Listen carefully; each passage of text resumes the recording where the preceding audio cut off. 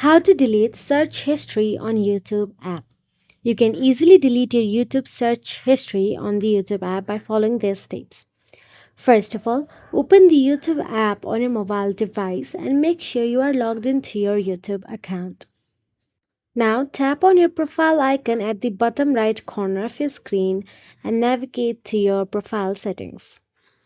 Here, simply tap on the settings icon at the top right corner of your screen. Now in the settings app, simply tap on the manage history option available there. Now in the manage history, you can see there is a delete option available. Simply tap on the delete and there is delete today, delete custom range and delete all time. Now confirm the deletion according to your preference. I am choosing the delete all time, which clears all search history. Then tap on the delete option available there and confirm the deletion. So that is it. If you found this video helpful, please like, share and subscribe, and thank you so much for watching.